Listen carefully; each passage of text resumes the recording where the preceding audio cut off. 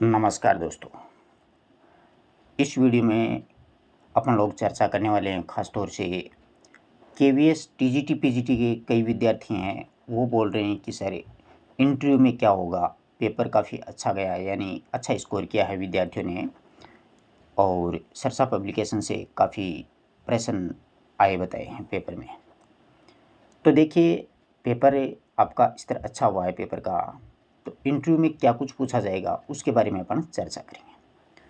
सबसे महत्वपूर्ण बात होती है इंटरव्यू में अपने आप का आत्मविश्वास रखना, यानी अपने आप पर आपको क्या करना है, आत्मविश्वास रखना है।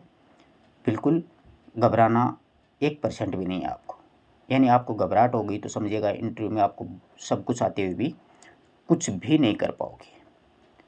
अगर आप में कॉन्फिडेंस है, आत्मविश्वास है, तो आप जैसा जो पूछे वैसा ही आप उसका जवाब दे दीजिएगा। ठीक है।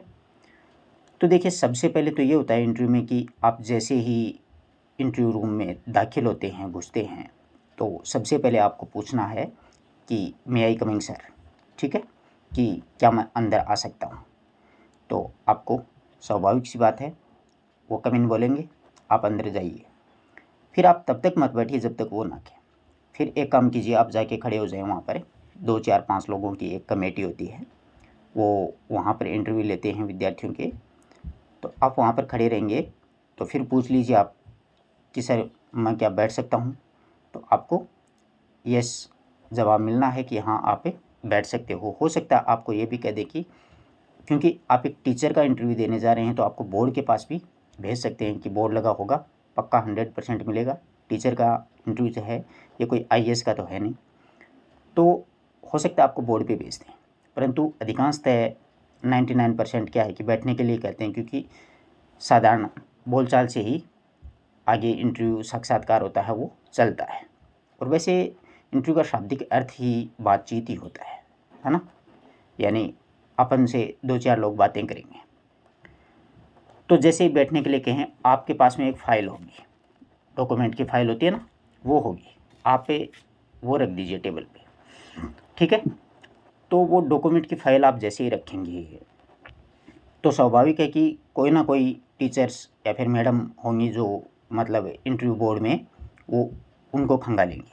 सबसे पहले आपके 10वीं के मार्क्स देखे जाएंगे, फिर 12वीं के, फिर ग्रेजुएशन के, फिर बीए के, सॉरी एमए के, और बीएड वगैरह या नेट जेआरएफ आपने जो भी कर रखा है वैसे। अगर बाई चांस आपको ये पूछ लें कि आपने ग्रेजुएशन कहाँ से किया, तो आप जिस विश्वविद्यालय से ताल्लुक़ रखते हैं आप बोल दीजिएगा। ठीक है। आपको याद होना चाहिए कि मेरी ग्रेजुएशन किससे हुई। शुरू में जैसे मान लीजिए आपको पूछ लिया कि आपकी 10वीं क्लास किस बोर्ड से हुई है, 10वीं कक्षा के बारे में, और आपके याद ही नहीं है कि आपको बोर्ड कौन सा लग रहा है। समझ रहे हो ना। तो आप जैसे राजस्थान के विद्यार्थी हैं तो माध्यमिक शिक्षा बोर्ड अजमेर, बेझिझक आराम से बोलिए। ठीक है। इसी प्रकार से जैसे उत्तर प्रदेश के जो स्टूडेंट हैं वो अपना बोर्ड बताएं, एमपी वाले अपना, जिससे यानी जो स्टेट है जिसका जहाँ पे बोर्ड लगता है वो। हो सकता है कई बार ऐसे प्रश्न पूछ लिए जाते हैं।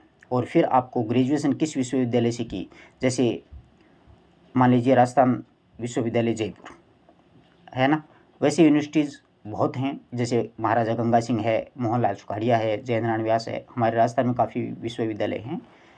उसी प्रकार आप अन्य स्टेट से ताल्लुक़ रखते हैं, आपने जहाँ से ग्रेजुएशन किया तो वो आपको पता होना चाहिए कि इस विश्वविद्यालय से, कॉलेज का नाम नहीं पूछेंगे, विश्वविद्यालय का पूछते हैं। और कई बार ये भी पूछ लेते हैं कि क्या ये मतलब फेक है या ओरिजिनल है, या फिर मतलब ऐसे फर्जी भी हो सकता है। तो आप लोग बेझिझक कहिए कि सर वेबसाइट पर आप चेक कर सकते हो, बिल्कुल ओरिजिनल है, ऑथेंटिक है मेरी सारी जानकारी। फिर आपसे चर्चा आगे चलती है कि भाई आपने मतलब जैसे नेट कर ली, तो आगे आपसे प्रश्न ये भी पूछे जा सकते हैं कि आप पीएचडी करोगे या नहीं करोगे। तो वो आप पे डिपेंड करता है कि आप क्या जवाब दोगे। तो आपको देना है कि नहीं सर मैं पीएचडी नहीं करूँगा, या आपकी रुचि है तो कि हाँ सर मैं मेरी पीएचडी चल रही है, आप बता सकते हो। अगर जेआरएफ हो तो आपकी पीएचडी वैसे ही होनी है। तो इस प्रकार की बेसिक सी बातें वो शुरू करते हैं। ये 4 5 बातें आप ध्यान रखिएगा। ठीक है। फिर आगे बातचीत होती है कि आप कहाँ पढ़ा रहे हो। जैसे मान लीजिए आप उम्र दराज हो, आपकी एज 30 से ऊपर चली गई है, तो वो पक्का ये पूछेंगे कि आप कहाँ पर अध्यापन कार्य करवा रहे हैं, यानी कौन सी कक्षा तक, 10वीं या 12वीं तक। तो आप बेसिक से आपको जैसा नॉलेज है उस हिसाब से आप बोल दीजिए कि सर मैं 10th को पढ़ा रहा हूँ, ये चैप्टर्स चलते हैं इस हिसाब से। और फिर आपको पूछते हैं कि भाई आपकी रुचि किस चीज़ को पढ़ाने में होती है, यानी आपको आनंद किस में आता है, क्योंकि टीचर का इंटरव्यू है वो ऐसे ही प्रश्न पूछे जाते हैं। तो आप जैसे गद्य में संबंध रखते हो तो आप गद्य के लेखकों के नाम लीजिएगा, जैसे प्रेमचंद जी हैं, खास तौर से देखा जाए, विश्वनाथ शर्मा कौशिक हैं, इस प्रकार से कि भाई गद्य में मेरी रुचि इन इन लेखकों में है, ये अच्छे हैं, इनको मैं बहुत ही आसानी से अच्छी तरीके से एक्सप्लेन करके व्याख्या करके इनको पढ़ा देता हूँ बच्चों को, और बच्चों की रुचि भी रहती है। और अगर आप साहित्य के विद्यार्थी हैं और आप अपना प्रभाव जमाना चाहते हैं तो आप कहिएगा कि आपको पूछे जाए कि आपकी गद्य में है पद्य में, तो बोलिएगा कि मेरी पद्य में रुचि है। कारण पूछेंगे पद्य में, तो पद्य में कारण आपको बताना है कि सर पद्य में क्या होता है कि भावात्मक होता है, एक भावात्मक रिश्ता होता है, लय होता है, छंद होती है, ताल होती है, उसमें नांद होता है, सौंदर्य होता है। ये बहुत सी बातें होती हैं जो कि स्टूडेंट यानी विद्यार्थी को अपन से जोड़े रखती हैं, यानी अध्यापक और विद्यार्थी का एक रिश्ता बनता है, भावात्मक रिश्ता। क्योंकि कविता को एक लय में गाया जाता है, उसमें नांद सौंदर्य होता है, अलंकार वगैरह होते हैं, वो सारी चीज़ें चलती हैं, तो बच्चों की भी रुचि रहती है और मुझे भी पढ़ाने में अच्छा लगता है, यानी हमारा तादात्म्य अच्छे से बैठ जाता है। और गद्य की बात रही तो गद्य में अगर पूछा जाए तो आप लोग कह सकते हैं कि सर प्रेमचंद जी की कहानियाँ इतनी अच्छी हैं कि एक बार पढ़ना शुरू कर दिया तो अंत तक, जब तक ये कहानी पूरी नहीं होती है, मतलब उसमें रम ही जाते हैं, बहुत अच्छे लगते हैं पढ़ने में। जैसे बड़े घर की बेटी है, शतरंज की खिलाड़ी हैं, नमक का दारोगा है, कोई भी कहानी का आप नाम ले वैसे बता सकते हैं अगर चाहो तो। और हो सकता है आप जैसे कहो कि नमक का दारोगा, तो आप नमक का दारोगा के पात्र भी आपसे पूछ सकता है, है कि नहीं। तो जो आप बताओ तो उसके बारे में आप अच्छे से जानकारी रखना, ठीक है ना, कि भाई नमक के दारोगा जो कहानी है इसमें पंडित एलोपी दीन है, बंसीधर है, इस प्रकार से 2-4 पात्र हैं, उनको आप अच्छे से एक बार देख करके जाएं, ठीक है।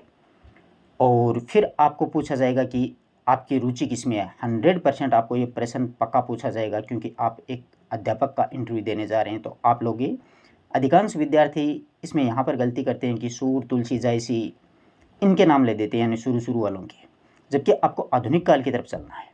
आपको जैसे मान लीजिए आप आधुनिक काल में कि सर मेरी भारतेंदु जी में रुचि है, भारतेंदु जी मुझे बहुत अच्छे लगते हैं, उनकी ये कविताएं हैं। अगर आप जिस भी, जैसे बालकृष्ण भट्ट है, भारतेंदु जी हैं, प्रताप नारायण मिश्र हैं, श्रीधर पाठक हैं, जयशंकर प्रसाद हैं, निराला जी हैं, महादेवी जी हैं, फिर दिनकर जी हैं, आप किसी का भी नाम ले सकते हैं कि मुझे अच्छे लगते हैं।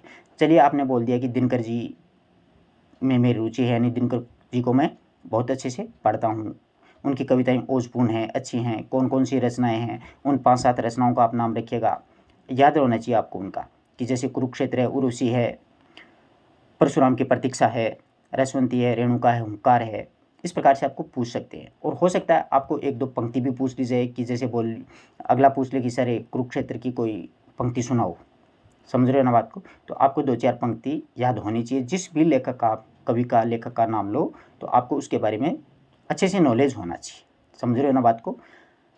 क्योंकि आप पर्टिकुलर एक कवि का नाम लोगे तो स्वाभाविक है कि आपको उसके बारे में ज़रूर पूछा जाएगा। आई बात समझ में। अब आपको क्या करना है, इन सभी की सारी चर्चाएं हो जाती हैं, फिर आपको बोर्ड पे बाई चांस भेज दिया जाता है तो आपसे कुछ लिखवाया जा सकता है, क्योंकि आप हिंदी के विद्यार्थी हैं, तो आपसे कुछ ऐसे शब्द लिखवा सकते हैं, जैसे कि अंताक्षरी लिखिए, अंतर्धान लिखिए, आशीर्वाद शब्द लिखिए, है ना, अद्भुत लिखिए, ऐसे कुछ शब्द हो सकता है आपसे लिखवा लें। तो आपको बहुत ही आराम से, बहुत ही धैर्य से, बहुत ही आत्मविश्वास के साथ में वो शब्द लिखने हैं। और फिर आपको डराने के लिए या आपका आत्मविश्वास चेक करने के लिए, जांचने के लिए, बोर्ड के जो पैनल के जो आदमी हैं वो पूछ सकते हैं कि आशीर्वाद में सी बड़ी आएगी, छोटी आएगी, रे कहाँ पर लगेगा, इसी प्रकार अंतर्ध्यान होता है या अंतर्धान होता है ना, इस प्रकार की बातें आपसे पूछी जाती हैं। यानी ये बेसिक सी बातें हैं, ये बातें होगी, यहाँ तक कि इंटरव्यू होता है। अगर आप चाहो तो इतने में भी आप सामने वाले को क्या कर सकते हो, प्रभावित कर सकते हो। आपका मतलब है 10-15 मिनट में भी अच्छा प्रभाव उन पे जा सकता है।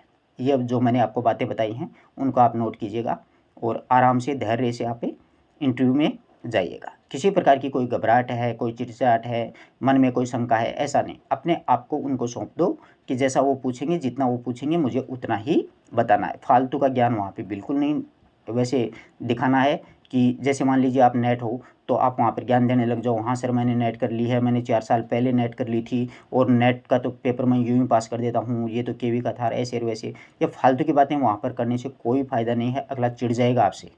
समझ रहे हो ना? इंटरव्यू में आपका बस व्यवहार, आपका स्वभाव, आपका बोलने का तरीका, आपका बैठने का, आपका आने का, जाने का, आपका बात करने का तरीका, बहुत ज़्यादा प्रभाव, तो सबसे ज़्यादा प्रभाव आपके व्यक्तित्व का पड़ेगा, आपकी बातचीत का। क्योंकि साक्षात्कार का शाब्दिक अर्थ ही बातचीत होता है। तो बात बिल्कुल ढंग से कीजिए। जैसे आपसे पूछे कि सर आपका नाम क्या है? तो आपको बस बिल्कुल बता देना है कि सर प्रमोद कुमार नाम है। फिर आप कहाँ से हो? तो आपको जहाँ से आप गाँव से, जिस गाँव से ताल्लुक़ रखते हो, गाँव का नाम बता दो, डिस्ट्रिक्ट बता दो, बस बहुत है। और वहाँ पे ज्ञान देने लग जाओ, मेरा गाँव यह है, मेरा पोस्ट ये है, मेरा ज़िला ये है, मैं इस राज्य से आया हूँ, ये आया हूँ, वो आया। कोई मतलब नहीं है। पूछे आपको कि जयशंकर प्रसाद का जन्म कब हुआ? 1889, बात खत्म। अब वहाँ पर दे दी वो सुंगनी साहू परिवार से ताल्लुक़ रखते हैं, अरे ये थे, अरे जर्दा की दुकान चलाते थे, फलाना थे, ढिमका थे, वो फालतू की ज्ञान देने लग जाओगे तो अगला आपको निकाल देगा वहाँ से, यानी फँस जाओगे आप उनके सामने। समझ रहे हो ना बात को? इसलिए बिल्कुल आराम से, बिल्कुल धैर्य से, बिना घबराए, आत्मविश्वास के साथ में आप इंटरव्यू दीजिए। ईश्वर का आशीर्वाद आपके साथ है, आपकी मेहनत है, कोई दिक्कत नहीं। आपका पेपर अच्छा हुआ, बहुत बहुत बधाई हो। आप इंटरव्यू के लिए जा रहे हो, इसके लिए बहुत बहुत बधाई हो आप सभी को। और आई थिंक, मैं तो ये मानता हूँ कि आप सभी लोग जो हैं वो पास आउट होके यानी केंद्रीय विद्यालय में अध्यापक जरूर बने। धन्यवाद दोस्तों, कोई गलती हो तो क्षमा कीजिए।